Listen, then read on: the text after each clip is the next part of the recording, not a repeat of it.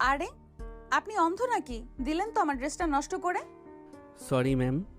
আরে কই পালিয়ে যাচ্ছেন? থামুন বলছি। সরি ম্যাম, আমার হাতে সময় নেই একদম। আমি চললাম। কে শোনে কার কথা? আজকে সৌরভের অফিসের প্রথম দিন। সৌরভের বড়ই সৌরভ বড়ই অলস ছেলে, কোনো চাকরি বাকরি করতে চায় না। শেষমেশ ওর মা তার ছোটবেলার বান্ধবীর অফিসে তাকে চাকরির ব্যবস্থা করে দেয়। সেখানে ইন্টারভিউ দিতে এসে তো এলাহি কাণ্ড। কিরে, ইন্টারভিউ কেমন দিলি তোর আন্টির অফিসে? এমন ইন্টারভিউ দিয়েছি না মা, কেউ চাকরি দিতে পারবে না, কারণ আমি অ্যালাউই হব না। কিরে, তুই আবারও বাদরামি করেছিস? এই ছেলেকে নিয়ে আমি মহা জ্বালায় আছি। তোর একদিন কি আমার একদিন, খবর আছে তোর দ্বারা। সৌরভ তার মায়ের দৌড়ানি খাওয়ার ভয়ে নিজের রুমে গিয়ে দরজা আটকে ঘুম দেয়। পরের দিন ঘুম ভাঙলে তার মা সকালে তাকে ডাকতে থাকে। সৌরভ, জলদি ঘুম থেকে উঠে পড়। আজ দুপুর পর্যন্ত ঘুমাতে পারবি না। তোর আন্টি কল দিয়েছে, জলদি উঠে আয়। 10টা নাগাদ অফিসে যেতে হবে। সৌরভ ঘুম ঘুম চোখে অফিসের কথা শুনে ধরফর করে বিছানায় উঠে বসলো। অবাক হয়ে বলল, আমি তো ইন্টারভিউতে কিছুই উত্তর দেইনি, চাকরি হয়ে গেল কি করে? মানুষের চাকরি হলে মানুষ খুশি হয়, আর তুই নারাজ হচ্ছিস? তোকে যে উপরওয়ালা কোন মাটি দিয়ে বানিয়েছে? তুমি মজা করছো তাই না? না, একদম না। এখন জলদি রেডি হয়ে নে খেয়ে। আর হ্যাঁ, ফর্মাল ড্রেস পরবি। ও শিট, শেষমেশ আমার শান্তির ঘুমের দিন চলে গেল। তারপর সৌরভ সকালে নাস্তা করে অফিসের উদ্দেশ্যে বেরিয়ে পড়ল। অলরেডি 10টা বেজে গেছে, তাই সে খুব স্পিডে বাইক চালাচ্ছিল। আর ঠিক তখনই পাশ দিয়ে রিচি যাচ্ছিল। বাইক রাস্তায় জমে থাকা পানির উপর দিয়ে জোরে চালানোর ফলে রিচির গায়ে কাদা ছিটে ওর ড্রেসটাই খারাপ হয়ে যায়। রিচি তাকে বাইক থামাতে বললে সে থামায় না। রিচির ফোনে একটু পর তার মায়ের কল আসে। কিরে, এখনো যে পৌঁছালি না ফাইলগুলো নিয়ে? না, আমি পথে আসছিলামই। কোথা থেকে একটা ননসেন্স এসে আমার গায়ে কাদা ছড়িয়ে গেছে। আমার ড্রেস খারাপ হয়ে গেছে। আকাশের দিকে তাকিয়ে হাঁটলে তো এরকমই হবে। মা, তুমি আমার দোষ দিচ্ছ? তো কার দোষ দেওয়া উচিত? অবশ্যই ওই ননসেন্সটার। তুমি ফাইলগুলো নিয়ে সময় মতো অফিসে পৌঁছাও, তারপর কার দোষ সেটা আমি পরে দেখছি। মা, তুমি সবসময় এমনই করো। এই বলে সে ফোন রেখে দিল। রিচি ছোট্ট করে একটা নিঃশ্বাস ফেলে নিজের কাদায় মাখামাখি সাদা কামিজের দিকে তাকালেন। তারপর বিড়বিড় করে সৌরভকে গালি দিতে দিতে অফিসের উদ্দেশ্যে রওনা দিলেন। ওদিকে সৌরভ অফিসে পৌঁছাতেই অফিসের ম্যানেজার এসে বলল, আপনাকে ম্যাম তার অফিস কেবিনে ডেকেছে। আচ্ছা, যাচ্ছি। আরে, ওদিকে কোন দিকে যাচ্ছেন? ওদিকে তো লেডিস টয়লেট, ওই দিকটায় যান। আসুন, আমি নিয়ে যাচ্ছি। ম্যানেজার সৌরভকে নিয়ে রিচির আম্মুর কেবিনে নক করলো।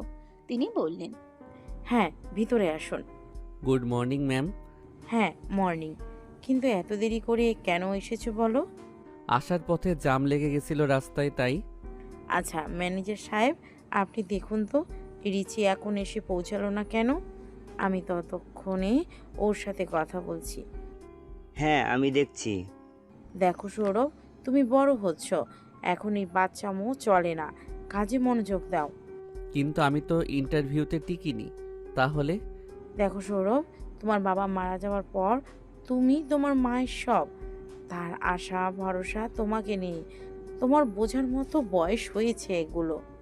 এই কথা শুনে সৌরভ আর কিছু বলল না। তার মন নরম হয়ে আসলো।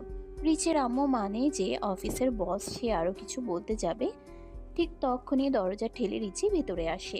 তাকে দেখে সৌরভ চেঁচিয়ে উঠে বলে, তুমি এখানে? তুমি কি করছো? হ্যাঁ, আমার পিছু নিয়ে অফিস অবধি চলে এসেছো? What nonsense! আমি পিছু করব, তাও তোমার? আপনার জামার দাম দিয়ে দেব, সমস্যা নেই। বুঝেছি আপনি গরিব মানুষ, তো আসলে আমি তাড়াহুড়ে ছিলাম তো তাই। চুপ, একদম চুপ। তুমি আমাকে টাকা দেবে? তুমি? কি হচ্ছে কি? তোমরা দুজন দুজনকে কি করে চেনো? মা, এই ননসেন্সটাই আমার ড্রেস খারাপ করে দিয়েছে। ননসেন্স কে? হ্যাঁ, সাদা ভূত কোথাকার। আহা থামো তোমরা, কি বাচ্চাদের মতো ঝগড়া করছো? রিচি, আমি ম্যানেজারকে বলে দিচ্ছি ড্রেস এনে দেবে, তুমি চেঞ্জ করে নাও, ঠান্ডা লেগে যাবে। আর সৌরভ, তোমাকে কাজ বুঝিয়ে দিচ্ছি, নিজের ডেস্কে যাও। মা, তুমি একে এমনি এমনি ছেড়ে দেবে? কিছু বলবে না? সৌরভ কিছু বলতেই যাচ্ছিল, রিচির মা বাধা দেয়। ম্যানেজারকে কল দিয়ে বলে রিচিকে ড্রেস কিনে দাও, ওর গায়েরগুলো নোংরা হয়ে গেছে। আর যে নোংরা করলো তাকে তুমি ছেড়ে দেবে মা? এটা একটা অ্যাক্সিডেন্ট রিচি, ঝগড়া করা বাদ দাও এখন। এসো তোমাদের পরিচয় করে দিই, ও হচ্ছে তোমার পপি আন্টির ছেলে। কি? আর সৌরভ, ও হচ্ছে রিচি, আমার মেয়ে। আর এখন তুমি তোমার কেবিনে যাও সৌরভ। সৌরভ তার কেবিনে চলে গেল। রিচি ড্রেস চেঞ্জ করে নেয় আর কাদা মাখা ড্রেসটা নিয়ে সৌরভের কেবিনে যায়। তুমি দেখি না বলে আমার কেবিনে চলে এসেছো। আমি তোমার ম্যামের মেয়ে, তোমার কেবিনে আসতে আমার পারমিশন লাগবে? তুমি আমার ম্যামের মেয়ে, ম্যাম না, তাই পারমিশন তো লাগবেই। রিচি রেগে গিয়ে সৌরভের মুখে কাদা মাখা জামাটা ছুঁড়ে মারে আর বলে, এই যে ধরো, এটা ধুয়ে আনো বাসা থেকে। আমি নতুন কিনে দেব তোমায়, অফিস শেষে চলো শপিংয়ে। না, আমার এই জামাটাই লাগবে, আর আমাকে ম্যাম ডাকবে না। এই বলে রিচি চলে গেল। আর সৌরভ বিড়বিড় করে বলল, ওনাকে আবার ম্যাম বলতে হবে, শখ কত। অফিস শেষে ভীষণ ক্লান্ত হয়ে সৌরভ বাড়ি ফিরল। বাসে এসে রিচির কাদা মাখা জামাটা এক সাইডে ছুঁড়ে ফেললো আর নিজেও সোফায় শুয়ে পড়ল। কি হলো বাবা, ক্লান্ত লাগছে? আমি শরবত বানিয়ে দেই? আর বলো না মা, তোমার বান্ধবী আজ আমায় সেই খাটান খাটিয়েছে, সাথে তোমার বান্ধবীর মেয়েও। রিচিও অফিসে এসেছিল নাকি? ও দেখতে কেমন হয়েছে কে জানে। খুব ছোটবেলায় একবার এসেছিল আমাদের বাসায়। মা, আমি ক্লান্ত, কিছু খেতে দাও, এত প্রশ্ন করো না। সৌরভের মা তার জন্য শরবত বানিয়ে আনতে গেল। আর সৌরভ তার মায়ের জিজ্ঞেস করা প্রশ্নটা নিয়ে চিন্তা করছে, রিচি দেখতে কেমন হয়েছে। দেখতে তো সুন্দরী হয়েছে, কিন্তু স্বভাবটা যা হয়েছে। এই নে তোর শরবত। কি রে, তোর পাশে ওটা মেয়েদের জামা না? মেয়েদের জামা কোথা থেকে নিয়ে এসেছিস তুই? এটা ধুতে হবে মা। তুই কেন ধুতে যাবি? আমি তো কিছুই বুঝতে পারছি না। তোমার বান্ধবীর মেয়ের থেকে জেনে নিও সেটা। এই বলে রাগ করে সৌরভ নিজের রুমে চলে গেল। পরের দিন সৌরভদের বাসায় রিচি আর তার মা আসলো। তুই তো আমাদের বাসায় আসিস না পপি, তাই ভাবলাম আমিই চলে আসি। সাথে মেয়েটা কি রিসি? হ্যাঁ, আমার মেয়ে রিচি। আসসালামু আলাইকুম আন্টি। ওয়ালাইকুম আসসালাম। অনেক বড় হয়ে গেছো মা। নিজের ছেলেও তো বড় হয়েছে, সেদিকে নজর নেই। আর কই বড় হলো, বাচ্চাদের মতো রাগ করে গাল ফুলিয়ে রুমে চলে গেল। কোন মেয়ের একটা জামা নিয়ে এসেছে, সেটা নাকি আবার ধুতে হবে। কোন মেয়ে জামা? রিচি বুঝে গেল যে এখানে তার জামার কথাই হচ্ছে, তাই সে কথা ঘোরানোর জন্য বলল, আচ্ছা আন্টি, সৌরভ আমার বয়সে কত ছোট? মাত্র 2 মাসের ছোট তোমার। আমাদের তো ছোট থেকে প্ল্যান ছিল আমাদের ছেলে মেয়েদের বিয়ে দিয়ে একটা আত্মীয়তার সম্পর্ক তৈরি করব। তা তো আমার মেয়েটা বয়সে বড় হয়ে গেল। 2 মাসে বড় কি কোনো বড় হলো? আমার কিন্তু এতে কোনো আপত্তি নেই বান্ধবী। তোমার আপত্তি না থাকলেও তোমার ছেলের তো আপত্তি থাকতেই পারে।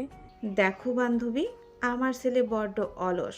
ওকে যদি তুমি কর্মঠ বানিয়ে দিতে পারো, বাকিটা আমি দেখে নেব। তাহলে এখন আশার আলো নিভিনে বলছো? তোমার মেয়ে এত সুন্দরী হয়ে গেছে তা দেখার পর তো একদমই না। এইসব শুনে লজ্জায় রিচির গাল লাল হয়ে গেল। সে উঠে সৌরভের রুমে যেতে নিল। তোমরা কথা বলো, আমি দেখছি সৌরভ কি করছে। হ্যাঁ, গিয়ে দেখ তো মা। রাগ করে সেই যে রুমে গেল, খেতেও এলো না। রিচি সৌরভের রুমে গিয়ে দেখলো রুমে খালি, কেউ নেই। বাথরুম থেকে পানি পড়ার শব্দ আসছে। বাথরুমের দিকে এগিয়ে দেখলো দরজা ফাঁকা। সৌরভ কি করছো? এই যে ম্যাডাম, আপনার জামা ধুচ্ছি। আপনার এতটুকু তর্স হইল না যে জামাটা আমি দিয়ে আসব, নিজেই নিতে চলে এলেন। একটু বসুন, ধুয়ে তো শুকাতে দিতে হবে, নাকি ভিজে জামাই নিয়ে যাবেন? বাহ, বেশ ভালো কাপড় ধরছো তো। এমন ছেলেকে আমার জামাই বানাতে আপত্তি নেই। মানে? নিচে তো আমাদের বিয়ের কথা চলছিল, তাই ভাবলাম ছেলে দেখে আসি, পছন্দ হলে হ্যাঁ বলে দিব। তোমাকে আর বিয়ে ইম্পসিবল। আমি দরকার হলে কলা গাছ বিয়ে করব, তাও তোমায় না। এইবার কিন্তু বেশি বেশি হয়ে যাচ্ছে সৌরভ। তুমি এখান থেকে যাবে নাকি তোমাকে ভিজিয়ে দেব? এই বলে সৌরভ এক মগ পানি উঠিয়ে রিচির গায়ে ছুঁড়ে মারতে নিলে ভয় পেয়ে সৌরভের রুম থেকে চলে যায়। কি হলো রিচিমা, এভাবে হাঁপাচ্ছ কেন? আন্টি, তোমার মতো একটা লক্ষ্মী মহিলার এমন বান্দর ছেলে কি করে হলো? এখন তোরা মা মেয়ে আমার ভরসা। আমার বাদর ছেলেটাকে আদর দিয়ে যদি ভালো করতে পারিস। আজ তাহলে অনেক গল্প হলো, এবার আমরা উঠি, অন্য একদিন আসবো। তুই বললেই হবে, এসে থেকে তো গল্প করেই যাচ্ছে, খাওয়ার তো কিছুই হলো না। আমি খাবার দিচ্ছি, আসো সবাই মিলে খেতে বসবো। সৌরভটাও এখন অবধি খায়নি। আমি সৌরভকে ডাকছি, আমি ডাকলে ঠিকই আসবে। আসুক একবার, বোঝাবো মজা। তুই আবার বিড়বিড় করে কি বলছিস? না কই কিছু না তো। সৌরভ, সৌরভ, খেতে আসো জলদি। হ্যাঁ ম্যাডাম, এসে পড়েছি। বাসা এটা অফিস না, এখানে ম্যাডাম ডাকার প্রয়োজন নেই, তুমি আমায় আন্টি ডাকো। আচ্ছা ম্যাডাম, আন্টি। খুব বাদর হয়েছো, কিন্তু এই বাদরামও আমার সঙ্গে চলবে না। শুনলাম মায়ের সাথে রাগ করেছো, আসো খেতে বসো একসাথে। তুমি খাওনি শুনে আমরা থেকে গেলাম, না হলে চলে যেতাম।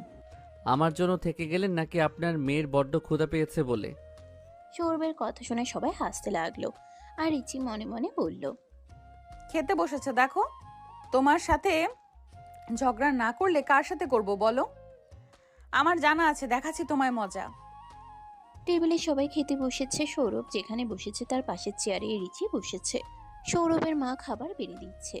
রিচি আর চোখে বারবার তার দিকে তাকাচ্ছে। আ কি হলো বাবা? সৌরভের পায়ের উপর রিচি পা বুলিয়ে যাচ্ছে। সৌরভের হয়েছে করুণ দশা, সে না বলতে পারছে আর না সহ্য করতে পারছে। কি হলো? অমন মুখ করে চোখগুলো ডিম ডিম করে তাকিয়ে আছিস কেন?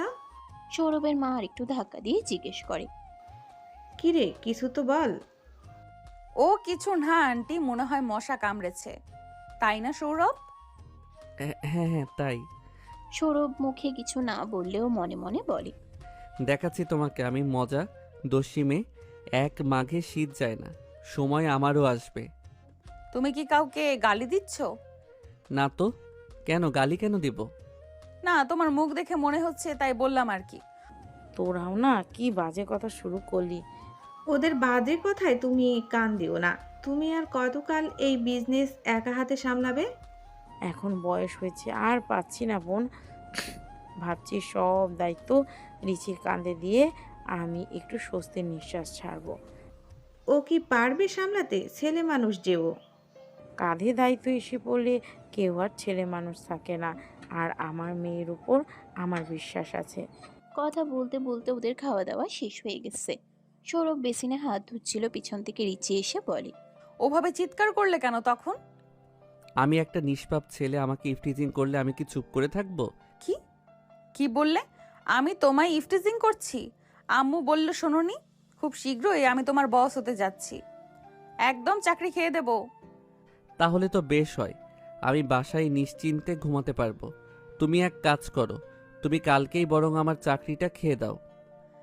তুমি তো দেখছি আস্ত একটা অলস। সমস্যা নেই, কোনোখানে কোনো গুটি চালাতে হয় সেটা কিন্তু আমার জানা আছে। তা তো থাকবেই, তুমি তো একটা গুটিবাজ। ম্যাডাম ডাকবে বুঝলে, তোমায় প্রচুর প্রেশার দিয়ে রাখবো। না ম্যাডাম, দয়া করে এমনটা করবেন না। অনেকক্ষণ হয়ে গেছে এখনো ওরা হাত ধুয়ে আসছে না দেখে রিচির মা ওদের ডাকলো। দেখেছেন ভাবি, ওরা দুজন কখন গেল এখনো ফিরলো না। কি করছে দুটোতে কে জানে। ওই তো ওরা এসে গেছে। সৌরভ আর রিচি ফ্রেশ হয়ে রুমে এসে আবারও মায়েদের সাথে ড্রয়িং রুমে বসে। রিচির মা সিরিয়াস হয়ে বলে, কাল থেকে কিন্তু তোকে অফিস সামলাতে হবে। এই গুরুতর দায়িত্ব নিতে পারবি তো? হ্যাঁ মা, তোমার মেয়ে, আমি কেন পারবো না বলো তো? হ্যাঁ, তুমি যে যোগ্য মায়ের যোগ্য মেয়ে সেটা তোমাকে প্রমাণ করতে হবে। আর আমার ছেলেটাকেও সামলাতে হবে। আহ মা, আমি কি কচি খোকো নাকি যে আমাকে সামলাতে হবে? তুমি কিন্তু আমার মান সম্মান খেয়ে দিচ্ছ মা। তুই কোনো চিন্তা করিস না পপি, সৌরভ এখন অফিসে যেতে যেতে ঠিক হয়ে যাবে দেখিস। কথা বলতে বলতে সৌরভের মায়ের চোখটা ভিজে ওঠে। আর তার স্বামী মারা যাওয়ার পর সে অনেক কষ্টে এই সংসারটাকে আগলে রেখেছে। অনেকেই তাকে দ্বিতীয় বিয়ে করার পরামর্শ দিয়েছিল, কিন্তু সে সৌরভকে মানুষ করতেই ব্যস্ত ছিল। সৌরভ ছেলে হলেও মায়ের আঁচলে আঁচলে বড় হয়েছে, তাই বাহিরের জগতের সাথে তার খুব জানাশোনা নেই। আন্টি আজকে তাহলে যাচ্ছি, আরেকদিন আসবো। যাচ্ছি বলতে নেই, আসি বলতে হয়। সন্ধ্যায় রিচি আর তার মা চলে যায়। সৌরভ রুমে ঘুমাতে যাচ্ছিল, তার হয়েছে মহা মুশকিল। এতদিন তো তার জীবন হেসে খেলে ভালোই যাচ্ছিল, হঠাৎ করে আবার এই চাকরির ঝামেলা, তার উপরে আবার অফিসের ম্যাম হতে যাচ্ছে কিনা ওই রুচি। সৌরভের এখন আর দিন দুনিয়ার কিছুই ভালো লাগছে না। সে ঘরে গিয়ে তার ছোটবেলার বন্ধু রনিকে ফোন দিল। কিরে বেটা, এতদিন পর ফোন দিলি কি মনে করে? তুই এমন করে বলছিস যেন তোরে আমি কোনোদিন ফোনই দেই না। দিসই তোরা, আমাদের তো একদম ফলেই গেছিস। শুনলাম নতুন চাকরি পেয়েছিস। চাকরি পেয়ে কি বন্ধু বান্ধবদের ভুলে গেলে? একদম বাজে কথা বলবি না। চাকরি আমি পাইনি, চাকরি আমাকে জোর করে করানো হচ্ছে। এটাও কোনো কথা বললি মামা? তুইও না পারিস বটে। তা কোথায় চাকরি নিলি? এই তো রিচিস লিমিটেড কোম্পানি। কি বলিস? আমিও তো ওখানেই অ্যাপ্লাই করেছি মামা। তোর কি ওখানে কোনো আত্মীয় আছে? তাহলে আমার চাকরিটার ব্যবস্থা করে দে না ভাই। আচ্ছা, আমি পপি আন্টিকে কাল বলে দেখব, তারপর তিনি যা সিদ্ধান্ত নেবেন তোকে আমি জানাবো। তোকে অনেক ধন্যবাদ দোস্ত। আরে আগে দেখি কাজটা হয় কিনা, তারপর ধন্যবাদ দিস। আগেই ধন্যবাদ দিচ্ছিস। শালা তুই আর ভালো হইলি না। এত করে যে শালা ডাকিস, আমার তো বোন নেই, কি লাভ বল শালা ডেকে? সেই লাভ লোকসান পরে হিসাব হবে। তুই কিন্তু আমার ব্যাপারটা দেখিস। এখন আমি একটু ব্যস্ত আছি, পরে তোকে আবার কল করব। ওকে দোস্ত। রনির সাথে কথা বলা শেষ করে সৌরভ ঘুমিয়ে পড়ে। পরের দিন সকাল সকাল সৌরভকে তার মা ঘুম থেকে টেনে তোলে। তাড়াহুড়ো করে সে অফিসে যায়। অফিসে গিয়ে সে রনির চাকরির জন্য ম্যামের সাথে কথা বলতে যায়। সেখানে রিচিও ছিল। ম্যাডাম আসবো? এসে গেছে বাদরটা। কোথাও কোনো সমস্যা হচ্ছে আমাকে জানাও। না মানে আরে এত না মানে এইসব বাদ দিয়ে এখন আসল কথাটা কি সেটা বলে ফেলো। আমার কলেজের এক বন্ধু, ও এই কোম্পানিতে চাকরির জন্য ইন্টারভিউ দিয়েছিল। যদি একটু আচ্ছা বুঝেছি, ছেলেটার নাম কি রনি? হ্যাঁ, আপনি কি করে বুঝতে পারলেন? ছেলেটার যোগ্যতা আছে আমি বুঝেছি, কারণ তুমি তো সবসময় ভালো ছেলেদের সাথেই চলাফেরা করতে। ভালো ছেলেদের সাথে চলে, নিজের তো আর ভালো হতে পারলে না।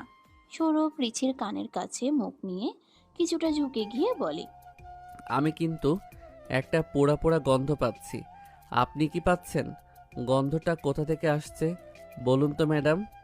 স্টুপিড।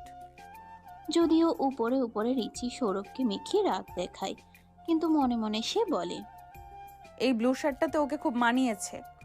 সৌরভ, তুমি তোমার কাজ করো মন দিয়ে। একটু পর সবাইকে সেমিনারে ডাকা হবে, চলে এসো কিন্তু।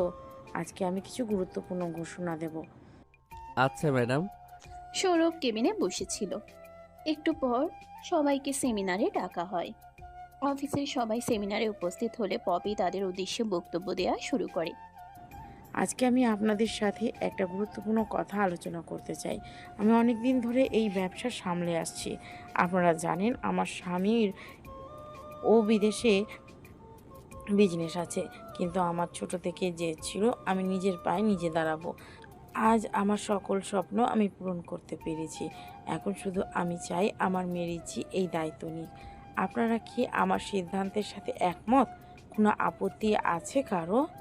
এই অফিসের প্রায় সবাই রিচিকে চেনে, তাই তারা কেউ পপির এই সিদ্ধান্তে বাধা দেয় না, বরং মেনে নেয়। আমি আরও একটা ঘোষণা দিতে চাচ্ছি, তা হলো আমি সৌরভেরও পদোন্নতি চাচ্ছি। সৌরভ আজ থেকে এই অফিসের সিনিয়র অফিসার। পপি যে এখন ঠিক এই কথা বলবে সেটা কেউই বুঝে উঠতে পারেনি। সৌরভ নিজেও খুব অবাক হয়, এখানে কি হচ্ছে কিছুই সে বুঝে উঠতে পারে না। সৌরভ রিচির পাশেই দাঁড়িয়েছিল। সে কিছুটা ঝুঁকে এসে রিচির কাছে জিজ্ঞেস করে, এখানে কি হচ্ছে তুমি কি কিছু বুঝতে পারছো? হ্যাঁ, আমি হচ্ছে এই অফিসের বস আর তুমি হচ্ছে আমার পার্সোনাল অ্যাসিস্ট্যান্ট। পপি সেদিনে অফিস থেকে অফিসিয়ালি বিদায় নিল। পরের দিন অফিসে এসে সৌরভ একদম সারপ্রাইজ হয়ে গেল। আরে ওটা কে দাঁড়িয়ে আছে? রনি না? দোস্ত তোকে অসংখ্য ধন্যবাদ। তুই যে কোথায় আমার জন্য কত উপকার একটা কাজ করলি তা বলে বসাতে পারবো না। বল তুই আজকে কি খেতে চাস, আমি আজকে তোকে ট্রিট দিব। আরে ভাই ব্রাদারদের হেল্প করতে আবার টাকা লাগে নাকি? আমার কোনো ট্রিটের দরকার নেই। রনি হ্যান্ডসাম ছেলে, তোমার এখন ভালো চাকরি আছে, শুধু দরকার একটা ভালো বউয়ের। এটা তো ঠিক বলেছিস, এখন একটা ভালো বউ খুঁজে দেখি চল, যদি একটা সুন্দরী মেয়ে পাই। সৌরভের কাছে মিশু নামের একটা মেয়ে এগিয়ে আসলো। মেয়েটা এই অফিসেই কাজ করে অনেক দিন ধরে। সৌরভের সাথে এর আগেও তার দেখা হয়েছে, কিন্তু কখনো কথা হয়নি। সত্যি বলতে মিশুর কাছে সৌরভকে ভালো লাগতে শুরু করেছে। লাগবেই বা না কেন, সৌরভ তো দেখতে বেশ সুন্দর এক ছেলে। যেমনই তার গায়ের রং তেমনই তার fitness. Congratulation Sourav sir. Sir কেন ডাকতেছো? পপি ম্যাম তো আপনাকে ম্যানেজারের উপরে আসনে বসিয়ে গেলেন। দেখো সৌরভ, সুন্দরী মেয়েদের মুখে সার ডাক শুনতে চান না, তুমি বরং ওনাকে ভাইয়া বলে ডাকো। হারামি কোথাকার! এই শোনো, তুমি আমাকে নাম ধরে ডেকো কেমন? মিশু এই কথাটা শুনে কিছুটা লজ্জা পেল, আরো অনেকটা খুশিও হলো। আর এই সব কিছু দেখছিল রিচি। সে ভিতরে ভিতরে রাগে ফুঁসছিল। একটু সামনে এগিয়ে গিয়ে সে সৌরভকে ডাক দেয়। সৌরভ, তোমার সাথে কথা ছিল, এখন আমার কেবিনে ফাইল নিয়ে চলে আসো। আর মিশু, তুমি ওখানে কি করছো? তোমার ফাইলগুলো কি রেডি হয়ে গেছে? মায়ের ছুটি হয়ে গেছে দেখে ভেবো না তোমাদের ছুটি হয়ে গেছে। কাজে মন দাও ঠিক করে। আসসালামু আলাইকুম ম্যাম। তোমাকে তো ঠিক চিনতে পারলাম না, তুমি কে? কালকে তোমার সামনে বসেই তো ওর কথা ম্যাডামের কাছে বলছিলাম। আমাকে তুমি করে কেন ডাকছো? আমাকে ম্যাম বলে ডাকবে। তোমাকে তো আমি আগেও বলেছি, এটা তোমার লাস্ট ওয়ার্নিং। সরি ম্যাম, ওর ভুল হয়ে গেছে, আর হবে না। ও আজ থেকে ভালো ছেলে হয়ে থাকবে। আপনি আপনার বন্ধুর মতো ফাঁকিবাজ না হয়ে কাজে মন দিন। আর এই যে মিস্টার সৌরভ, কথা কানে যাচ্ছে না? জলদি আসুন আমার কেবিনে। সৌরভের আর কি করার, রিচি হচ্ছে এ অফিসের বস, তার কথা তো সৌরভকে শুনতেই হবে। তাই তার পিছন পিছন সৌরভ তার কেবিনে যায়। কেবিনে গিয়ে বসলে রিচি দরজা আটকে দেয়। সৌরভ পিছনে ফিরে জিজ্ঞেস করে, দরজাটা আটকে দিলেন কেন? সুন্দরী মেয়েদের মুখে স্যার শুনতে ভালো লাগে না, তাই না? হ্যাঁ, তা তো লাগেই না। আর ভাইয়া শুনতে তো আরও জঘন্য লাগে। তবে আপনি আমাকে ভাইয়া বলে ডাকতে পারেন, তাতে আমি মাইন্ড করব না। তুমি কি বলতে চাচ্ছ আমি সুন্দর না? কোনো সন্দেহ আছে ম্যাডাম? রিচি ভীষণ রেগে যায়। রেগে গিয়ে সে সৌরভকে কলার ধরে তার কাছে টেনে আনে। রিচি এমন কিছু করবে তা সৌরভ ভাবতে পারেনি, তাই হঠাৎ করে সে একটু হকচকিয়ে যায়। এই কি করছো তুমি? হ্যাঁ, তোকে যদি আর দেখেছি কখনো মিশুর আশেপাশে, তাহলে তোর একদিন কি আমার যতদিন লাগে। সৌরভ গাল ফুলিয়ে মেকি ভাব দেখিয়ে বলে, দেখুন ম্যাডাম, আমরা গরিব হতে পারি, তাই হয়তো আমাদের দিয়ে আপনার অফিসে অনেক কাজ করিয়ে নিতে পারেন, কিন্তু পার্সোনাল লাইফে হস্তান্তর করতে পারেন না। পার্সোনাল দেখাচ্ছি আমি তোমাকে পার্সোনাল। সৌরভকে আর কিছু বলতে না দিয়ে রিচি তার ঠোঁটে চুমো খায়। সৌরভ বড় বড় চোখ করে তার দিকে তাকিয়ে থাকে। রিচি সৌরভের ঠোঁট ছেড়ে একটু দূরে গিয়ে দাঁড়ায়। সৌরভ এখনো কথা বলতে পারছে না, সে এখনো মূর্তির মতো চুপচাপ দাঁড়িয়ে আছে। আর যদি কখনো তোকে মিশুর আশেপাশে দেখেছি, তাহলে আজকের মতো তোকে বুঝিয়ে দেব যে তুই আমার পার্সোনাল প্রপার্টি, বুঝলি? রিচি এরপর কেবিন থেকে হন হন করে বেরিয়ে যায়। সে বেরিয়ে যেতেই রনি কেবিনে প্রবেশ করে। কিরে ভাই, তোর তো একদম কপাল খুলে গেছে দেখছি। আমাকে একটু পানি দে, আমার গলাটা শুকিয়ে কাঠ হয়ে গেছে। তোর ঠোঁটে লিপস্টিক লেগে আছে, সেটা আগে ঠিক করে তারপরে আমি তোর পানির ব্যবস্থা করছি। রনি পানি এনে দিলে সৌরভ এক নিঃশ্বাসে সব পানি ঢক ঢক করে খেয়ে ফেলে। একটু স্বাভাবিক হয়ে রনির দিকে তাকায়। সৌরভের এই অসহায় অবস্থা দেখে রনি হেসে ফেলে। এদিকে আমার জান বেরিয়ে যাচ্ছে আর তুই হাসছিস? তুই শালা বন্ধু না শত্রু? ম্যাডামের দিলে তোর জন্য প্রেম কবে থেকে তাই বল? আমি তো আজকে জানলাম, তোকে কি করে বলবো? আমি তো ম্যাডামের কাছে এসেছিলাম ফাইল নিয়ে, তারপর দরজা খুলেই তোর এই করুণ অবস্থা দেখতে পাবো এটা আমি স্বপ্নেও ভাবি নাই। এই বলেই রনি অট্টহাসিতে ফেটে পড়ে। রনি রিচির টেবিলে ফাইল রেখে চলে যায়। সৌরভেরও কাজে আর মন বসছিল না কোনোভাবেই, তাই সেও অফিস থেকে বাড়ি চলে আসে। এসে সে যে রুমে ঢুকেছে, তারপর থেকে আর রুম থেকে বের হয়নি সৌরভ। সন্ধ্যার পর হঠাৎ ফোনের রিংটোনে তার ঘুম ভাঙে। ঘুম ঘুম চোখে ফোন তুলে কানে ধরলে ওপাশ থেকে একটা মেয়েলি কণ্ঠ ভেসে আসে। সৌরভ মুহূর্তেই ধরফর করে উঠে। এই কণ্ঠ তো তার চেনা, এটা তো রিচির কণ্ঠ। চট করেই সৌরভের মাথায় একটা শয়তানি বুদ্ধি আসলো। সে রিচিকে না চেনার ভান করে বলল, মিশু, বেবি তুমি আমাকে এত মিস করছো? আগে বলবে না? আমি এক্ষুনি আসছি তোমার সাথে দেখা করতে। ঘুমের ঘোরে ওই ডাইনির নাম নিচ্ছিস? তোকে তো আমি দেখে নেব। আজকের ডোজ হয়নি তোর, তাই না? ও মা, মিশু তুমি না এটা? বাবারে, এই কণ্ঠ শুনে ভয় পেয়ে গেছি। ও আচ্ছা, আমি স্বপ্ন দেখছিলাম তাহলে। তোকে আমি খুন করব। কি আর করার, অফিসের সিনিয়র আপুর হাতে খুন হতে হবে। তাও ভালো, তার প্রেমে তো আর শহীদ হতে হচ্ছে না। কেন? আমার প্রেমে কেন শহীদ হতে পারছিস না? সরি ম্যাডাম, আমি শুধু সুন্দরীদের প্রেমে শহীদ হই। আমি সুন্দরী নই? ছি ছি, অমন নাক বোচা মেয়ে আমার সুন্দর হয় কি করে? তুই আয় না অফিসে কালকে, আমি মেরে তোর নাক বোচা করে দেব। নিজে খুব সুন্দর, তাই না? অবশ্যই, হ্যাঁ। দেখো না কত হ্যান্ডসাম ড্যাশিং ছেলে আমি। সব মেয়েরাই পাগল আমার জন্য। তো এই খুশিতে কি তুমি খাওয়া দাওয়া বন্ধ করে রাখছো? তুমি কি করে জানলে যে আমি বাসায় এসে খাইনি? আম্মু বলেছে, তাই না? এই মাটাও না ঘরের কথা বাইরের মানুষকে বলে। খুব শীঘ্রই আপনার ঘরের মানুষ হব মিস্টার সৌরভ। এই বলে রিচি ফোন কেটে দিল। তক্ষুনি দরজায় কড়া নাড়ল তার মা। ছেলেটা কিছু খেলো না, শরীর খারাপ করলো কিনা, আবার সেই চিন্তায় পড়ে গেল পপি বেগম। কিরে বাবা, কি হয়েছে তোর? সেই কখন থেকে দরজা আটকে বসে আছিস? রাতে কি কিছু খাবি না? দাঁড়াও মা, আসছি। সৌরভ গোমরা মুখ করে দরজা খুলল। অফিসে কিছু হয়েছে? রেগে আছিস? না মা, তবে তুমি কেন রিচিকে বলতে গেলে যে আমি এখনো খাইনি? বেশ করেছিস, আমার কথা তো তুই শুনিসই না, তাই রিচিকে বললাম। মায়ের চেয়ে তো আজকাল বউয়ের দাম বেশি। হ্যাঁ ডাকো আরো, ওই ডাইনিটাকে বউ ডাকো। তুমি তো ওকে বউ ডেকে ডেকে লাই পাইয়ে দিয়েছ। এখন ও আমার সাথে বউগিরি দেখিয়ে বেড়ায়। সে তুই যাই বলিস, মেয়েটা কিন্তু মন্দ নয়। তুমি দেখছি মা আমার সর্বনাশ করতে উঠে পড়ে লেগেছ। এখন অফিসের সিনিয়র আপুকে তো দেখছি আমার বউ বানিয়ে তুমি ক্ষান্ত হবে। টুকটাক কথা বলার ফাঁকে ফাঁকে সৌরভকে তার মা পপি খাইয়ে দিলেন। খাওয়া দাওয়া শেষে সৌরভ ঘুমিয়ে পড়ছে। সৌরভ, উঠে পড়। আর কত ঘুমাবি? তোকে রোজ রোজ সকালে আমি ডাকতে পারবো না। তুই বিয়ে করে বউ আন ঘরে, তার হাতে সব দায়িত্ব দিয়ে আমি বাঁচি। অত খুশি হয়ে লাভ নেই, তোমাকে আমি ছুটি দিচ্ছি না। বউ থাকলেও আমি সকালে তোমার ডাকেই ঘুম থেকে উঠব। তাড়াহুড়ো করে সৌরভ অফিসে চলে গেল। অফিসে গিয়েই প্রথমে তার রনির সাথে দেখা হয়। রনি সৌরভকে খুঁটিয়ে খুঁটিয়ে দেখছে। এভাবে দেখার কি আছে? আমাকে কি আর কোনোদিনও দেখিসনি? না, তোকে তো কোনোদিনও এত সকালে ক্লাসে খুঁজে পাওয়া যেত না, অফিসেও দেখতে পাইনি। আজ হঠাৎ এত সকালে চলে এলি?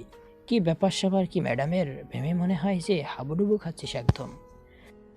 এমন কিছুই না, তুই শুধু ভুলভাল বকছিস। মা তাড়াতাড়ি ঘুম থেকে উঠিয়ে দিয়েছে, আমিও তো সময় দেখার প্রয়োজন মনে করিনি, খেয়াল করিনি যে তাড়াতাড়ি পাঠিয়ে দিয়েছে। তখন পিছন থেকে রিচি এসে বলে, ভালো হয়েছে তুমি সকাল সকাল এসেছো। অফিসের কাজ কিছু আগলিয়ে রাখা যাবে।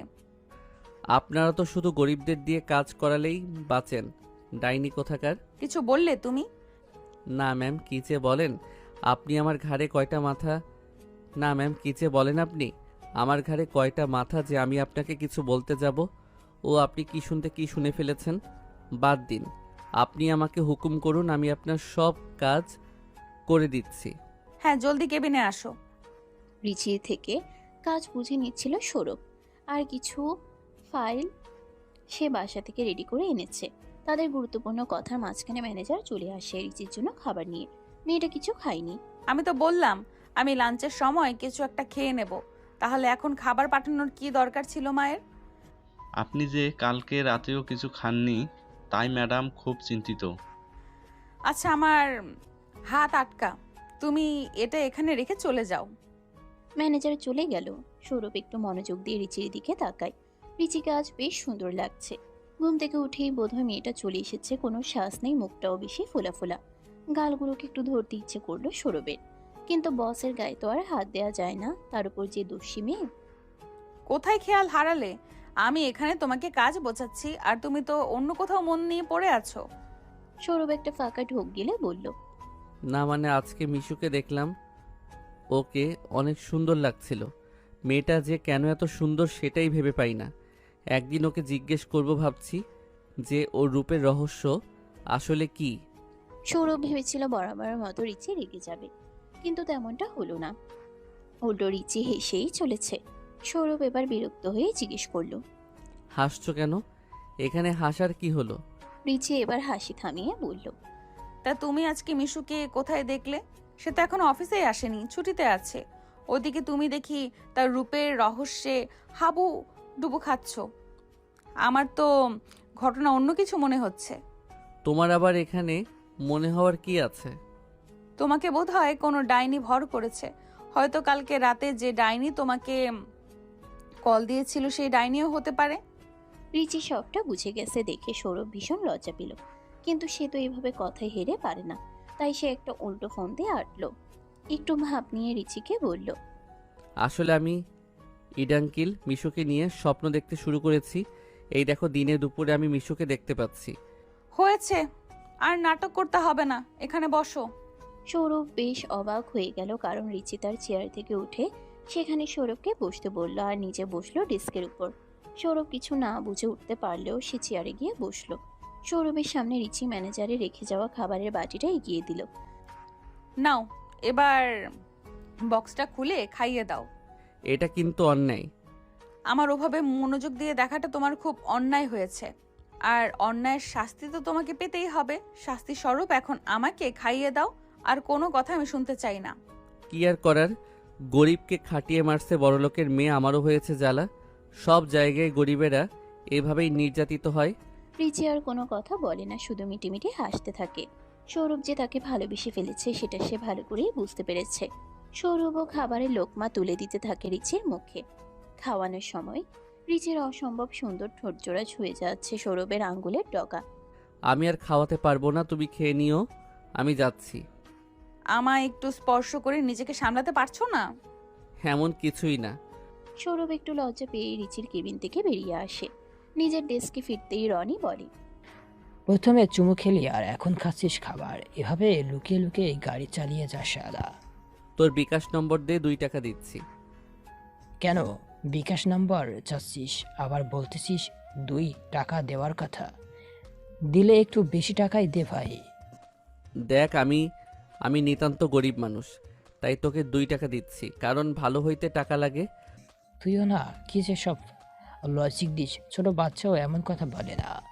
ছোট বাচ্চার কথা থেকে মনে পড়লো, ছোটবেলার কথা। অনেক দিন হয়ে গেছে কোনো ট্যুর দেই না। কি করে দিব? এখন কি আর সে আগের দিন আছে? এখন আমরা বড় হয়ে গেছি, আমাদের উপর অনেক দায়িত্ব এসে গেছে। কাজের প্রেশারে তো নিঃশ্বাসই নেওয়া যায় না। রিচি সেমিনারের দিকে যাওয়ার সময় রনি আর সৌরভের কথোপকথন শোনে। তারপর হঠাৎ অ্যানাউন্স দেয় সবাইকে সেমিনারে আসার জন্য। অফিসের সবাই সেমিনারে উপস্থিত হলে রিচি তাদেরকে জানায়। সামনের সপ্তাহে আমাদের অফিস থেকে সবাইকে ট্যুরে নিয়ে যাওয়া হবে কক্সবাজার। সো সবাই রেডি থাকেন। রিচির অ্যানাউন্সমেন্ট শুনে তো অফিসের সবাই অনেক খুশি হয়ে যায়, বিশেষ করে সৌরভ অনেক খুশি হয়ে যায়। এবার রনি সৌরভকে টিস্কুরি মেরে বলে। কিরে সৌরভ, তুই দেখছি মনের কথা আগে ম্যাডামকে বলে রেখেছিস। বিশ্বাস কর আমি এই ব্যাপারে কোনো কথাই বলিনি ওর সাথে। ও কি করে বললো, আমি তো নিজেই সারপ্রাইজ হয়ে গেছি। থাক মামা, আর ডুবে ডুবে জল খেতে হবে না। আমরা তো তোর বন্ধু মানুষ, বল আমাদের কাছে তোর প্রেম নীলা বললে কি আমরা আর তাতে বাধা দিব? শালা তুই আমাকে বিশ্বাসই করিস না। সৌরভ বাড়িতে ফিরে ক্লান্ত শরীর নিয়ে সোফায় শুয়ে পড়ে। আশেপাশে তার মাকে দেখতে না পেয়ে ডাকাডাকি শুরু করে। মা, ও মা, কোথায় গেলে? চিৎকার করে তো বাড়ি একদম মাথায় তুলে ফেলেছিস। কি হয়েছে? আসছি আমি। কালকে আমাদের অফিস থেকে ট্যুরের ব্যবস্থা হয়েছে, তুমি কি যাবে নাকি আমার সাথে? তোদের অফিসের ট্যুরে আমি কি করব? তোমাকে ছাড়া তো আমার দিন ভালো যায় না মা। হয়েছে, আর আদিক্ষেতা দেখাতে হবে না, তুই খেতে বস। সৌরভ খেতে বসেছে এমন সময় দরজায় কলিং বেল বেজে ওঠে। সৌরভের মা দরজা খুললে দেখতে পায় রিচি দাঁড়িয়ে আছে। আরে মা, তুমি এই অসময়ে কিছু হয়েছে কি? খাবার সময় ডাইনি এসে গেছে, হয়েছে আমার আর খাওয়া। ডাইনি আবার খাবার নিয়ে এসেছে? শুধু মায়ের রান্না খেলেই হবে নাকি? একটু ডাইনির রান্নাও খাও। তুমিও বসে পড়ো খেতে। না আন্টি, আমার অনেক কাজ আছে। অফিস থেকে ট্যুরের ব্যবস্থা করেছি, তো সব কিছু অ্যারেঞ্জ করতে হবে। অফিস থেকে ট্যুরে যাবে? কই, সৌরভ তো আমাকে কিছুই জানালো না। আরে মাত্র তো খেতে বসলাম। এখন খেতে বসে তো জানাতাম মা। তার আগেই তো ম্যাডাম এসে পড়েছে। তুই আর কথা ঘোরাস না, আমি খেয়াল করেছি কিছুদিন ধরে তুই আমার কাছে কোনো কথা শেয়ার করছিস না। সত্যি করে বলতো, তুই কি কোনো মেয়ের চক্করে আছিস? আরে সৌরভ, তুমি আন্টিকে বলনি? আন্টি, আপনার ছেলে তো আজকাল শয়নের স্বপনে মেয়েদের দেখছে। একদম বাজে কথা বলবে না বলছি। মা, এমন কিছুই না। আমি তোমার পছন্দ করা মেয়েই বিয়ে করব। হ্যাঁ, তোর জন্য আমি গ্রামের মেট্রিক ফেল করা মেয়ে নিয়ে আসব। মা, সৌরভ আর কোনো কথা বলল না, মুখ ফুলিয়ে খেতে শুরু করলো। রিচি তাদের বিদায় দিয়ে চলে গেল। সৌরভের মা পপি বেগম তার খুব প্রশংসা করলো। সৌরভ আজ জলদি ঘুমোতে গেল। সকালে উঠেই আবার ট্যুরে যেতে হবে। বাবা, সাবধানে যাস, আর সেখানে গিয়ে একদম বাথরুমও করবি না। রিচির কিন্তু হাতে এখন অনেক কাজ, ওকে একদম ডিস্টার্ব করবি না। আমার তো দেখছি ঘরের শত্রু বিভীষণ। তুমি আমার খোঁজ না নিয়ে খোঁজ নিচ্ছ এখন তোমার বান্ধবীর মেয়ের। বাহ, দারুণ মা। মায়ের সাথে রাগ করে লাভ আছে? আল্লাহর নাম নিয়ে বের হ। সৌরভ আর কথা বাড়ায় না, তার দেরি হয়ে যাচ্ছে। ট্যাক্সি নিয়ে সৌরভ ট্রাভেল বাসের কাছে পৌঁছে যায়। সবাই বাসে চড়ে বসেছে। জানালার ফাঁকা দিয়ে একজোড়া চোখ সৌরভকে দেখছিল। হঠাৎ সৌরভের চোখে চোখ পড়ে রিচির। বাসে উঠে সৌরভ রিচির পাশে বসতেই যাবে, তখন কোথা থেকে মিশু এসে বসে পড়ে সেখানে। মিশু একটু গলা নামিয়ে বলে, সৌরভ, আমি আপনার জন্য জায়গা রেখেছি, আসুন আমার কাছে বসবেন। কিন্তু রাগে রিচির সুস্থ থাকে। আপনি কি ম্যাডামের পাশে বসে বোরিং একটা জার্নি করতে চাইছেন নাকি? না না, তা তো একদমই না। চলো সিটে গিয়ে বসি তাহলে। রাগে রিচি ফুঁসতে থাকে, কিন্তু বাহির থেকে একদম পাথরের মতো বসে থাকে, সে কিছুই বলে না। মিশু মেয়েটা দিন দিন খুব বেড়ে যাচ্ছে, সবকিছু বুঝেও না বোঝার ভান করছে। আমরা কোথায় যাচ্ছি? কেন, তুমি জানো না? না, আমি তো ছুটিতে ছিলাম। ট্যুরে যাচ্ছি শুনে হঠাৎ করে চলে এলাম, বেশি কিছু জানি না। কক্সবাজার যাওয়ার কথা ছিল, কিন্তু সিদ্ধান্ত বদলে এখন বোধহয় আমরা বান্দরবান যাচ্ছি। সে কি? বান্দারবন কেন যাব আমরা? আমি বাদর খুব ভয় পাই। যদি সেখানকার বাদররা আমার উপর বা অন্য কারোর উপর অ্যাটাক করে? সৌরভ মিশুর কথায় হো হো করে হেসে ফেলল। রিচির সেই হাসির শব্দে তিলবৃত্তি জ্বলে গেল। না, যেটাই হোক এই মিশুকে জব্দ করতে হবে। আরে বান্দরবানি বাদর থাকে না, অনেক গাছপালা থাকে, উঁচু উঁচু পাহাড় থাকে। তবে হ্যাঁ, বাদরের অভাব পূরণ করতে তো আমরা যাচ্ছি। তুমিও না সৌরভ, বেশি কথা বলছো। সৌরভ মুচকি হাসে, আর কথা বাড়ায় না। পথে মিশু অনেকবার জানালা দিয়ে প্রকৃতিকে দেখে উৎফুল্ল হয়। মাঝে মাঝে সৌরভকেও দিকে দেখায়। বেশ কিছুক্ষণ চলার পর মিশু ঘুমিয়ে পড়ে সৌরভের কাঁধে। রিচি সবকিছু লক্ষ্য করছিল আর ভিতরে ভিতরে রাগে ফুঁসছিল। ফোনে মেসেজ এসেছে, কিন্তু চেক করতে পারছি না আমি, নড়লে তো মেয়েটার ঘুম ভেঙে যাবে। তোমার ফোনে বোধহয় মেসেজ এসেছে সৌরভ। জি ম্যাডাম, শুনতে পেয়েছি, কিন্তু হাত আটকা, তাই দেখতে পাচ্ছি না। মেসেজটা কি আপনি দিয়েছেন ম্যাডাম? তোমার ফোনে মেসেজ এসেছে, তুমি চেক করে দেখো। আমি কি করে বলবো? সৌরভ মিশুর মাথাটা সাবধানে সরিয়ে নেয়, তারপর পকেট থেকে ফোন বের করে চেক করে দেখে রিচির মেসেজ। খুব তো জমিয়ে প্রেম হচ্ছে, তাই না? সৌরভ মেসেজটা দেখে মুচকি হাসলো। যাক, মেয়েটা ভালোই চলছে, আর একটু জ্বালানো যাক। সৌরভ মেসেজে রিপ্লাই দিল। এত সুন্দর মেয়ে যদি পাশে বসার অফার করে, তাহলে কি ফেলে দেওয়া যায় সেই অফার? তুমি অবশ্যই বুঝবে না, কারণ তুমি তো আর সুন্দরী মেয়ে না। রিচির ফোনেও মেসেজ যেতেই সে সঙ্গে সঙ্গে চেক করে, আসলে সে অপেক্ষায় ছিল কখন মেসেজের রিপ্লাই আসবে। মেসেজ দেখে সে আরো বেশি রেগে যায়। দেখাচ্ছি তোকে মজা। সৌরভ মেসেজের একটা হাহা রিয়েক্ট দিয়ে আর রিপ্লাই দেয় না। সন্ধ্যার আগে আগে গাড়ি বান্দরবান পৌঁছে যায়। সবাই বুক করা হোটেলে রেস্ট নিতে যায়, কারণ এই রাতে তো আর বনে বাদারে ট্রেকিং করা সম্ভব নয়। তাই দিন থেকে ঘোরাফেরা শুরু হবে। যেহেতু সবকিছু রিচির প্ল্যানিংয়ে ফিক্সড হয়েছে, তাই সে ইচ্ছে করে সৌরভের রুমের পাশের রুমটা নিজের জন্য বুক করে। রাতে সবাই যার যার মতো খেয়ে ঘুমোতে যায়। বাদর একটা, এখনো কোনো মেসেজ দিল না। ওর জন্য আমি ট্যুরের ব্যবস্থা করলাম, কোথায় একটা ধন্যবাদ দিবে আমাকে, তাও দিল না। বেঈমান, আবার বসেছি গিয়ে মিশুর পাশে। তোমাকে আমি একা পাই, তারপর তোমাকে আমি দেখে নেব। রিচি রুমের মধ্যে হাঁটছিল আর একা একা রাগে এগুলো বলে যাচ্ছিল। ডিম লাইটের আবছা আলোতে হঠাৎ সে দেখে একটা তেলাপোকা উড়ে আসছে তার দিকে। সে দিক বিদিক শূন্য হয়ে ভয়ে চিৎকার করতে থাকে। পাশের রুমে সৌরভ ঘুমাচ্ছিল। রিচির চিৎকার শুনে সে ধরফর করে উঠে বসে। তার বুকটা ধক করে ওঠে। কি হলো রিচির আবার? কোনো বিপদ হলো না কি? রুমে তো একাই। না না, বসে বসে ভাবলে আর হবে না, আমাকে এক্ষুনি যেতে হবে। রিচি তখনও চোখ বন্ধ করে চিৎকার করে চলেছে। সৌরভ ছুটে গিয়ে রিচির রুমে ঢুকে। রুমের লাইট অফ, দরজাটাও খোলা ছিল। কি হয়েছে রিচি?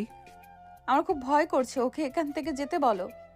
সৌরভ অন্ধকারের মধ্যেই গিয়ে রিচিকে জড়িয়ে ধরে। রিচিও ভয় পেয়ে সৌরভকে ঝাপটে ধরে।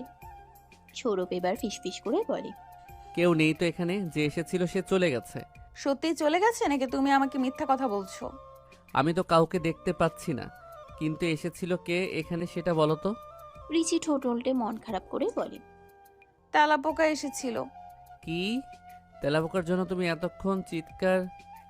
ওদিকে এতক্ষণ ধরে চিৎকার চেঁচামেচি শুনে সবাই এখানে চলে এসেছে। রনি এসে লাইট জ্বালাতেই দেখে সৌরভ আর রিচি একজন আরেকজনকে জড়িয়ে ধরে আছে।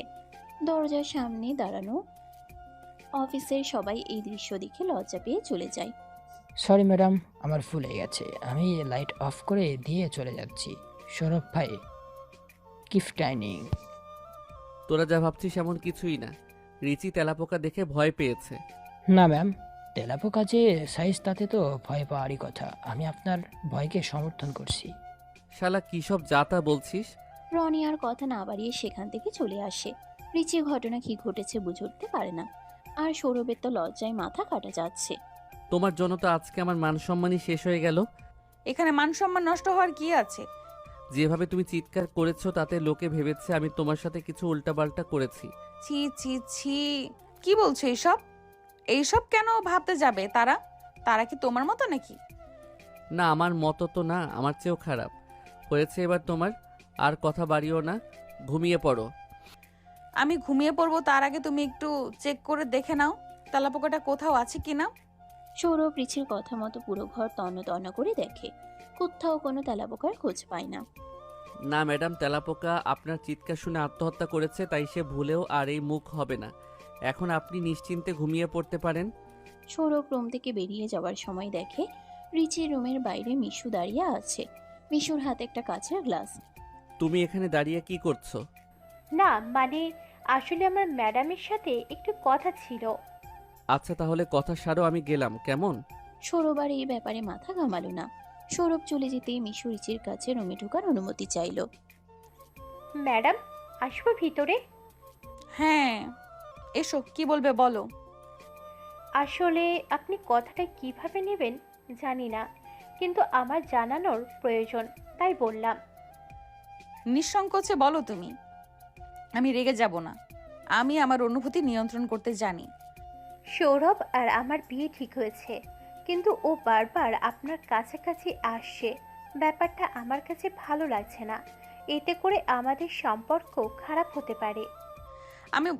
তুমি বোধহয় ভুলে গেছো সৌরভ, আমাদের আত্মীয় তোদের ঘরে কিছু আলোচনা হবে, আর আমি জানবো না এমনটা হতে পারে না, তাই তোমার বানানো গল্প শুনতে ইন্টারেস্টেড নই। সৌরভ যদি সত্যি তোমাকে ভালোবাসে, সে আমার থেকে এমনিতেই দূরে থাকবে। আর তোমার কথা মতন তো তোমরা অলরেডি সম্পর্কে আছো, তাহলে তুমি তোমার বয়ফ্রেন্ডকে সামনে রাখো। সৌরভ চলে যেতেই মিশু রিচির কাছে রুমে ঢোকার অনুমতি চাইল। মিশু আর কিছু বলল না। সে রাগে জিদে রিচির রুম থেকে কিছু না বলেই বেরিয়ে যায়। বাইরে গিয়ে তার হাতে থাকা কাচের গ্লাসটা ছুঁড়ে মারে। ফ্লোরে পড়ে গ্লাসটা ভেঙে টুকরো টুকরো হয়ে যায়। রিচি রুম থেকে শব্দ শুনতে পায় আর মুচকে মুচকে হাসে। এরপর গুনগুন করে গান গাইতে গাইতে আবার বিছানায় শুয়ে পড়ে। যতই ঘুরি ওড়াতে নাটাই তো আমার হাতে। সকাল হতেই সবাই ঘুরতে বেরিয়ে পড়ে।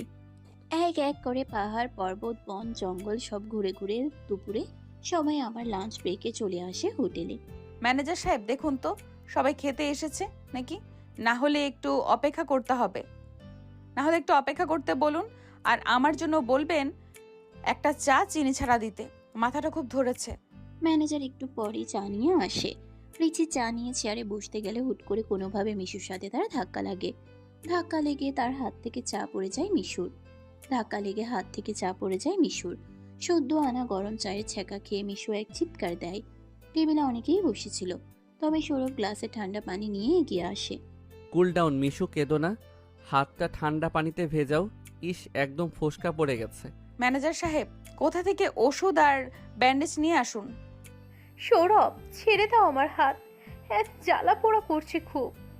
থাক রিচি, তোমাকে আর অভিনয় করতে হবে না। এখানে আমি অভিনয় কোথায় করলাম? তুমি ইচ্ছে করে ওর গায়ে গরম কফি ফেলে বলছো তুমি কিছুই জানো না? তুমি বড়লোক দেখে এমপ্লয়ীদের মানুষ মনে করো না? এসব তুমি কি বলছো?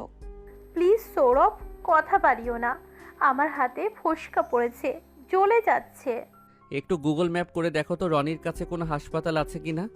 সৌরভ তাড়াহুড়ো করে মিশুকে নিয়ে হাসপাতালের খোঁজে বেরিয়ে পড়ে।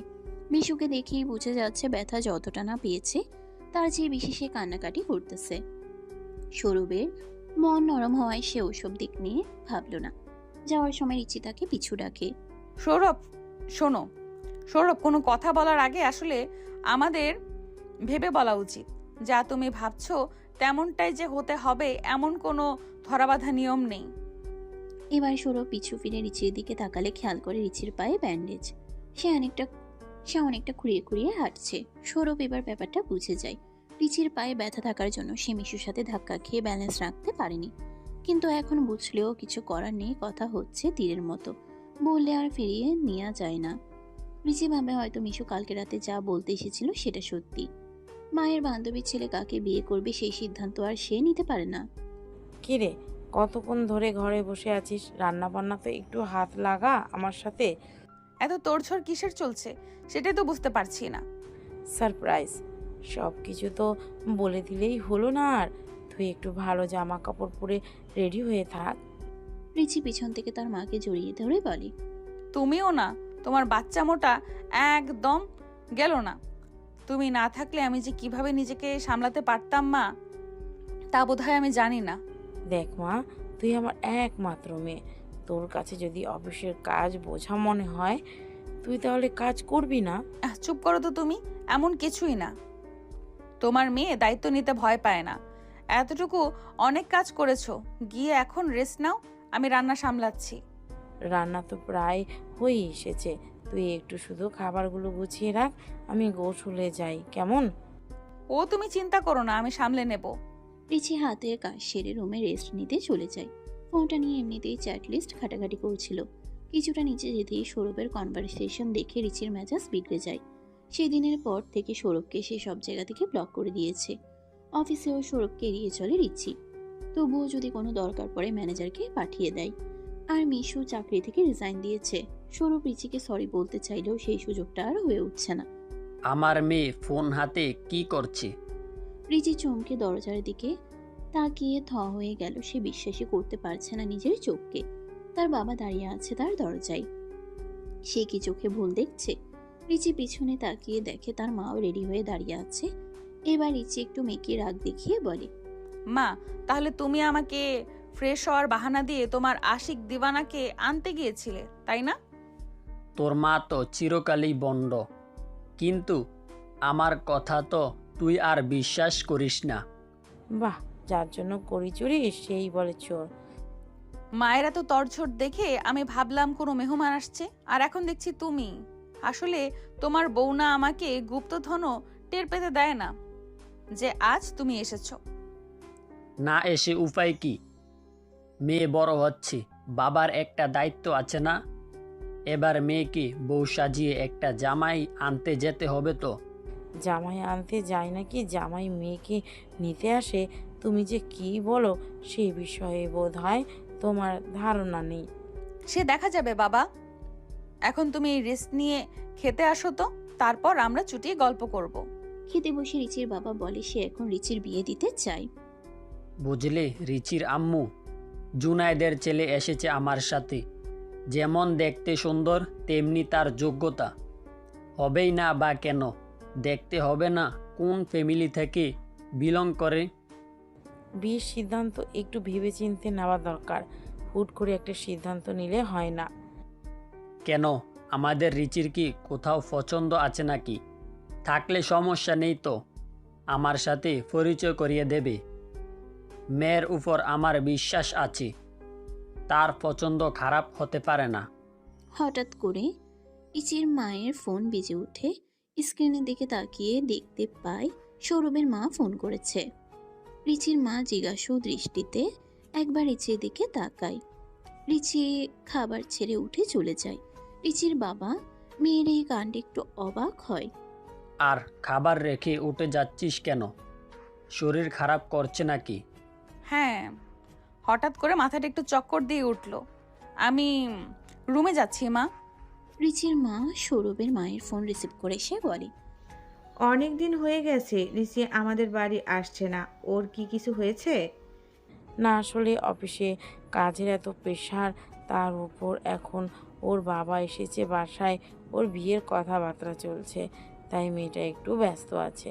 বাসায় সৌরভের মায়ের পাশে সৌরভও বসেছিল, কারণ সে কিছুতেই রিচির সাথে যোগাযোগ করতে পারছিল না।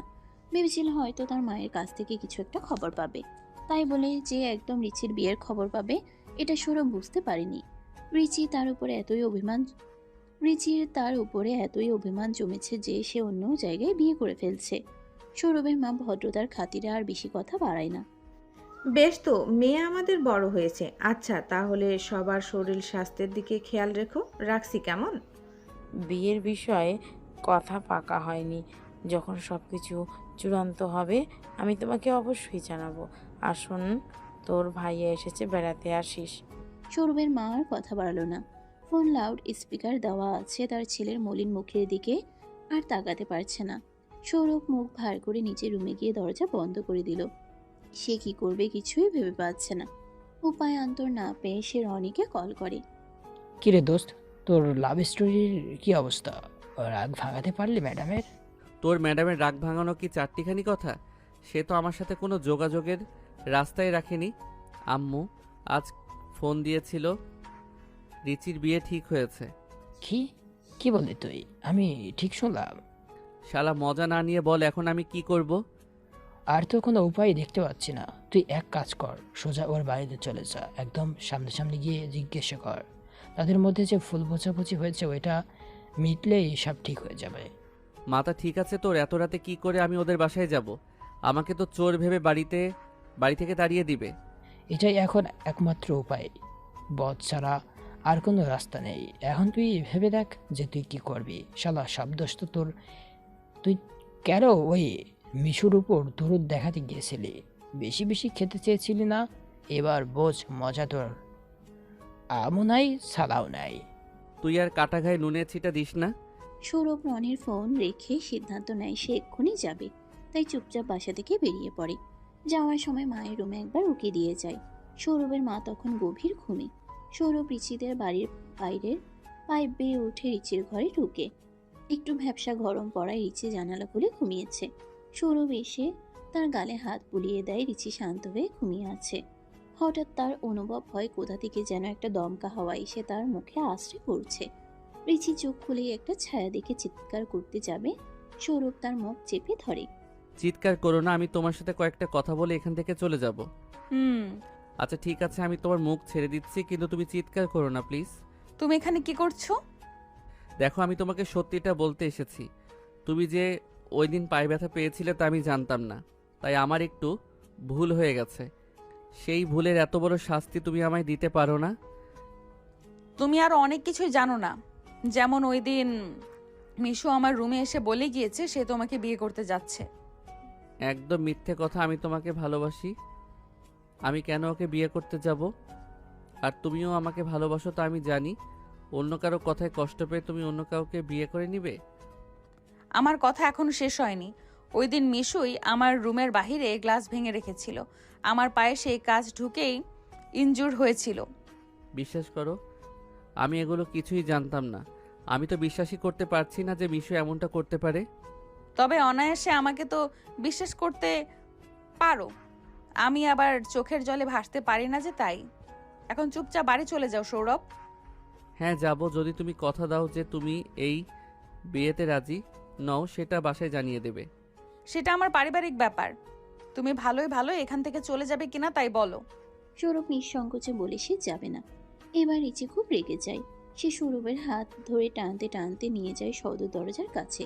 তারপর ধাক্কা দিয়ে তাকে বের করে দিয়ে মুখের উপর দরজা আটকে দেয়। পিছনে ঘুরে রুমে যাওয়ার সময় রিচি দেখে তার বাবা গম্ভীর মুখে তাকিয়ে আছে। সে রিচিকে জিজ্ঞেস করে। ছেলেটা কে? রিচি কোনো উত্তর দেয় না, সোজা তার রুমে চলে যায়। পিছন থেকে রিচির মা এসে বলে, আমার বান্ধবী পপির ছেলে। তুমি তোমার বান্ধবী উপকারের প্রতিদান হিসাবে তার ছেলেকে চাকরি দিয়েছ, বেশ, কিন্তু কিছু টাকা হাতে পেয়ে ওই বিক্রিগুলো আমার মেয়েকে বউ বানানোর স্বপ্ন দেখতে পারে না। তুমি একটু না জেনেই বেশি বেশি বলে ফেলছো। ভুলে যেও না ওরা মানুষ হিসেবে কতটা উদার। তাই বলে তুমি নিজের মেয়ের বলি দেবে? আমি তা হতে দেব না। আমি কালকে রিচির বিয়ের ব্যবস্থা করব। রিচির বাবা এরপর আর কোনো কথা না বলে ঘুমিয়ে পড়ে। রিচির মাও একটা দীর্ঘ নিঃশ্বাস ছেড়ে ঘুমিয়ে পড়ে। পরের দিন রিচির বাবা সকাল সকাল রিচির রুমে যায়। রিচি বারান্দায় বসে বই পড়ছিল। রিচির বাবা তার মাথায় হাত রেখে বলে, মা যা, একটু তৈরি হয়ে নে, আজকে তোকে আমার বন্ধু দেখতে আসবে। রিচি বুঝে যায় যে তার বাবা কিসের কথা বলছে। তাকে ছেলেপক্ষ আজ দেখতে আসবে। রিচির বাবা আবারও রিচির মাথায় হাত বুলিয়ে বলে, আমি কখনো তোর খারাপ চাই না, তুই আমার উপরে শুধু একটু ভরসা রাখ। রিচির বুক ফেটে যাচ্ছে, কিন্তু সে কোনো রিয়াকশন দিচ্ছে না। রিচি বরাবরই খুবই স্ট্রং একটা মেয়ে। সে বাবার কথা মতো শাড়ি পরে সেজেগুজে বসে অপেক্ষা করতে থাকে। রিচির মা তাকে ডাকতে আসলে সে রিচিকে বলে, তুই কিন্তু এখন আর ছোট শিশু নেই, তাই তো সিদ্ধান্ত তোকেই নিতে হবে। যা মনে চাচ্ছে না তা নিজের উপর চাপিয়ে দিস না। তুমি চিন্তা করো না মা, আমি সামলে নেব নিজেকে। রিচির মলিন হাসিটা তার মায়ের বুকে গিয়ে কাটার মতো বিঁধল। কিন্তু তারও যে কিছু করার নেই। যেখানে তার মেয়ে সৌরভকে সাজছে না, সেখানে সে কি আর করতে পারে। সোফা রুমে সব মেহমানরা এসে বসে আছে। রিচি এসে তাদের সামনে সোফায় বসে। রিচির বাবা মেয়ের নানা প্রশংসা করা শুরু করে। এর মধ্যে হঠাৎ রিচির ফোন বেজে ওঠে। প্রথমে সে ফোন সাইলেন্ট করে রাখলেও পরে লাগাতার এতগুলো কল আসে তার মনে হয় ফোনটা। রিচি রনির ফোন রিসিভ করতেই রনি ব্যস্ত গলায় বলে, ম্যাডাম, সৌরভ কাল রাতে ট্রাকের সাথে ধাক্কা খেয়ে অ্যাক্সিডেন্ট করেছে। ওর অবস্থা খুবই খারাপ, আন্টিও অসুস্থ হয়ে যাচ্ছে। আপনি যদি এই সময় একটু ওদের পাশে থাকতেন। কি বলছো এসব? আমি এক্ষুনি আসছি। কিন্তু এখনো তো তুমি ব্যস্ত, অন্য কাউকে কাজটা সামলাতে বলো মা। সরি বাবা, সরি আঙ্কেল, আমাকে যেতেই হবে এখান থেকে। এখানে একজনের জীবনের ব্যাপার, এতটা নিষ্ঠুর আমি হতে পারি না বাবা। রিচি আর কোনো কথা না বলে দৌড়ে চলে যায় হাসপাতালে। সৌরভের মা বেঞ্চিতেই বসেছিল। সে রিচিকে দেখে কান্নায় ভেঙে পড়ে। রিচি জিজ্ঞেস করে, আন্টি এসব কি করে হলো? রাতে না বলে বেরিয়েছিল। আমাকে আমি কি করে বোঝাবো মনকে বলো? ছেলেটা আমার বড্ড ভালোবাসে তোমাকে। আমি পারলাম না, তোমার বাসায় জানাতে পারলাম না। সামনে দিয়ে ডাক্তার যাচ্ছিল। রিচি তাকে জিজ্ঞেস করে সৌরভের কি অবস্থা। ডাক্তার বলে, আপনি যেতে পারেন, কিন্তু কোনো গোলমাল করবেন না। শিওর কোন কেবিনে?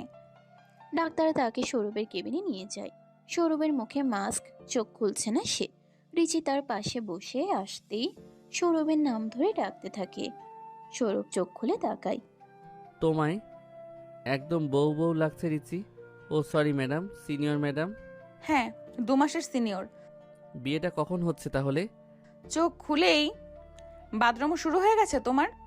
জি ম্যাডাম, টাইগার জিন্দা হ্যায় और চাকাচাক ভি। রিচি বাসায় ফিরে গেলে দেখে ড্রয়িং রুমে তার বাবা চিন্তিত মুখ করে বসে আছে। রিচি তার ঘরে ঢুকতেই তার মা তার কাছে দৌড়ে আসে আর বলে, সৌরভের এখন কি অবস্থা? কিছুদিন থাকতে হবে হসপিটালে, তারপর রিলিজ দিয়ে দেবে। রিচি তার বাবার পায়ে হাত দিয়ে ক্ষমা চাইতে গেলে সে রিচিকে টেনে তুলে বুকে জড়িয়ে নেয়। তুই আমার একটা মাত্র সন্তান, তোর যাতে খুশি আমি তাই করব। তোর কোনো চিন্তা নেই, বাবা তো তোর সবচেয়ে ভালো বন্ধু। বাবা আমি সরি। ইটস ওকে, ছেলেটা তো দেখতে হ্যান্ডসাম, যদিও রাতে দেখেছি সাহসও আছে। হাসপাতাল থেকে আসলেই বিয়ের সানাই বাজবে আমার মেয়ের। হে হে হে। বাবা তুমিও না। তাহলে কি কাজে নিয়ে একেবারে হাসপাতালে যাব? এই কিছুদিন পর সৌরভ সুস্থ হয়ে বাড়ি ফেরে। তারপর দুই পরিবারের সম্মতিতে ধুমধাম করে ওদের বিয়ে হয়ে যায়। এভাবেই ওরা দুজন অনেক বাধা বিপত্তির পর এক হতে পেরেছে। শক্ত